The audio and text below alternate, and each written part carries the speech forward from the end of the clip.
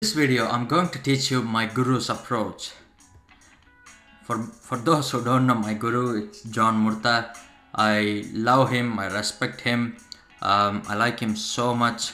If I see him, I will touch his feet in front of any number of people. The reason I say this is when I was preparing for my exam, I had no one to help me, and the only person who was actually with me was John Murtha in his book. Every day I start reading my book, I look at his picture, and I think he is with me all the time. That's the reason I have a great respect for him, because at that time I was very anxious, stressed. You can use every word like depressed.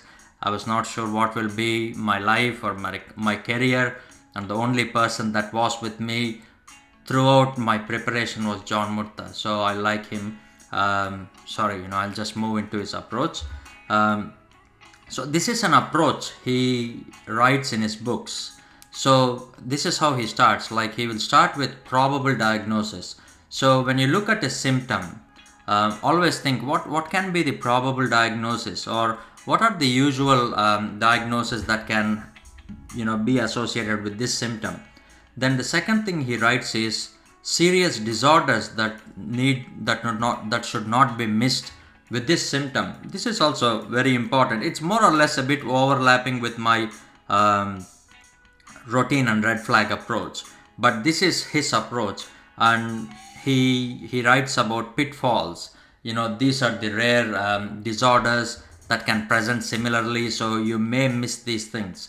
Then he talks about 7 masquerades. Very important, depression, diabetes, drugs, anemia, thyroid, spinal dysfunction, and UTIs. These are the 7 masquerades you should be thinking in mind, when you're actually thinking about the differential diagnosis, or when you're brainstorming about what could be the reason for this symptom.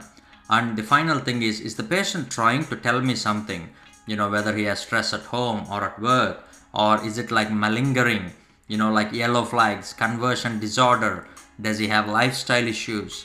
So if you want to, read in great detail about this particular approach, make sure you read his book.